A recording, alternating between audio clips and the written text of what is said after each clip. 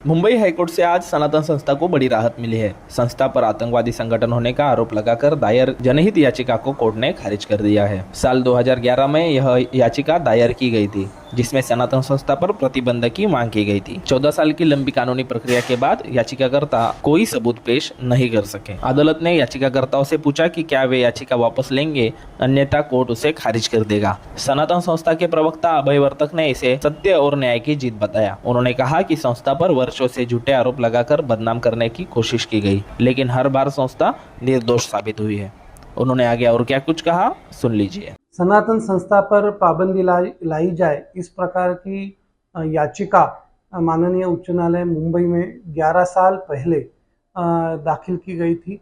कल इसके बारे में माननीय उच्च न्यायालय द्वारा जो याचिकाकर्ता थे उनको कहा गया कि आप इसके बारे में सबूत दे दीजिए, लेकिन वो सबूत नहीं दे पाए।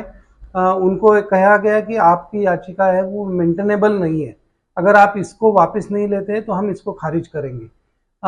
याचिकाकर्ता तो उनका एक मकसद था कि सनातन संस्था की प्रतिमा का हनन करना, क्योंकि जो सनातन धर्म विरोधी शक्तियां हैं ये सनातन संस्था को कई सालों से, ये पिछले 2 दशकों से इसकी प्रतिमा मलिन करने के लिए एक नैरेटिव सेट कर रही है कि सनातन संस्था हो, बजरंग दल हो या अन्य हिंदुत्ववादी संगठन हो, ये सभी संगठन हैं, ये आतंकवादी संगठन है, ये देश विघातक है। इस प्रकार का नैरेटिव सेट करने का काम इन धर्म विरोधी शक्तियों के द्वारा इस देश में किया जा रहा था।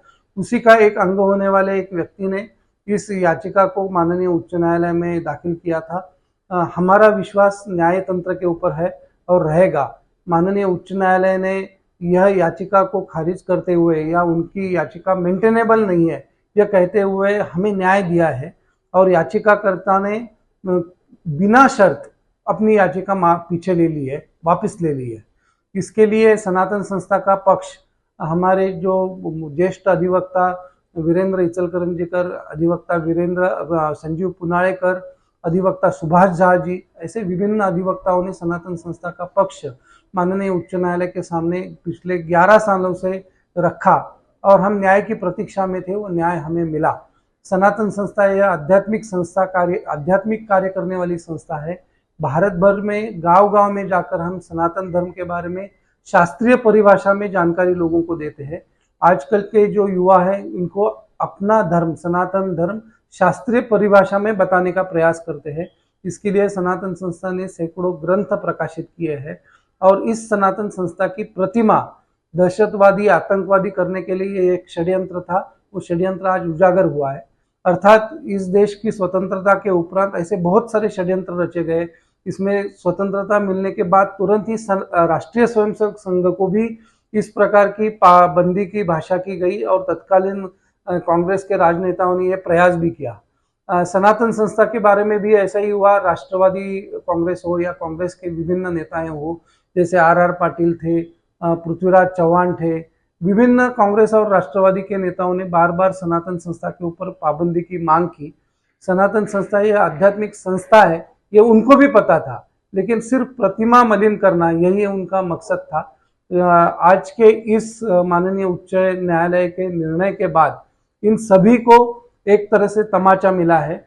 सनातन संस्था एक आध्यात्मिक संस्था है, इसके ऊपर पाबंदी की जो लोग भाषा कर रहे हैं या दहशतगर्दी की भाषा कर रहे हैं वो गलत है, और इसके लिए जो भी अधिवक्ता है और माननीय उच्च न्यायालय का हम आभार इस प्रसंग में व्यक्त करते हैं। सनातन संस्था के ऊपर आज तक बहुत सारे संकट आए, बहुत बार सनातन संस्था को या उनके कार्यकर्ताओं को जो फंसाने का प्रयास किया गया। गडकरी रंगायतन का ब्लास्ट हो या मडगांव ब्लास्ट हो या दाभोलकर उनकी हत्या हो, इसमें भी जो जो षड्यंत्र रचे गए वो सब उजागर हुए। और सनातन संस्था एक आध्यात्मिक संस्था है, ये बार बार लोगों के सामने साबित हो रहा है। हम संकटों से डरेंगे नहीं, सनातन धर्म का प्रचार और प्रसार डट के करते रहेंगे, यही हम आश्वासन आप सभी को देते हैं। और सनातन संस्था हम बार बार इन सभी व्यक्तियों का आभार व्यक्त करती है। मुंबई उच्च न्यायालय में एक जनहित याचिका दाखिल की गई थी 2011 साल में, और उसमें यह मांग की गई थी कि सनातन संस्था पर पाबंदी लगाई जाए, क्योंकि यह संस्था सम्मोहन के माध्यम से, हिप्नोटिज्म के माध्यम से लोगों को बहलाकर, फुसलाकर अपने संगठन में लेती है। यह याचिका 14 साल तक चली और जब उनको ये पता चला कि अपनी जो सबमिशन है, उनका जो कहना है, न्यायालय नहीं मान रही है, तो उन्होंने फिर आतंकवाद का मुद्दा उठाया कि यह एक आतंकवादी संगठन है। महाराष्ट्र शासन तथा केंद्र शासन ने अपनी रिपोर्ट दर्ज की, उसमें कहा कि ऐसा कोई सबूत नहीं है, कोई एविडेंस नहीं है कि सनातन संस्था कोई दहशतवादी संगठन है। फिर भी इस याचिका पर सुनवाई नहीं हुई। 14 साल इन्होंने बर्बाद किए और कल जब यह याचिका सुनवाई को आई और जब उच्च न्यायालय ने जो सवाल किए उसका कोई जवाब याचिकाकर्ताओं के पास नहीं था, तब जाकर के विजय रोकड़े और अन्य याचिकाकर्ताओं ने अपनी याचिका वापस ले ली।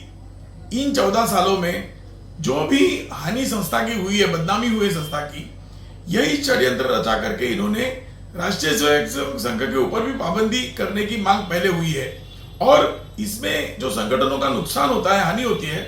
इसलिए हमारी ये मांग है कि ऐसे जो याचिकाकर्ता है उनको कड़ी से कड़ी सजा होनी चाहिए और उन पर भारी जुर्माना भी लगाना चाहिए, ताकि इस तरीके से जो समाज सेवी संगठन है, जो धर्म के विषय में आस्था रखने वाले संगठन है, उनका उपमर्द करने की या उनकी बदनामी करने की जो साजिश है, वो कभी भी उसमें यश नहीं मिलना चाहिए। इसलिए करना चाहिए, हमारी मांग है। 2011 मध्ये ही जनहित याचिका दाखल झालेली, ज्याच्यात सनातन संस्थेवर बंदी घालावी अशी मागणी होती आणि एक मागणी खरी त्याच्यात अशी होती, ही विनोदी आहे म्हणावं का नाही म्हणावं हे ऐकणाऱ्यांनी ठरवावं, की सनातन संस्थेचे लोक हिप्नोटिझम करतात आणि म्हणून त्याच्यावर बंदी आणली पाहिजे। आता हिप्नोटिझमने जर दहशतवादी, आतंकवादी किंवा तत्सम कारवाया करणारे लोक तयार करता येत असते, तर ISIS, सिमी सारख्या संघटनांनी अजून काही हजार आणि लाख माणसं अशी फक्त हिप्नोटिझमच्या ताकदीवर तयार केली असती। असं काही शक्य नाही आहे, प्रॅक्टिकल नाही आहे। हा एक भाग होता।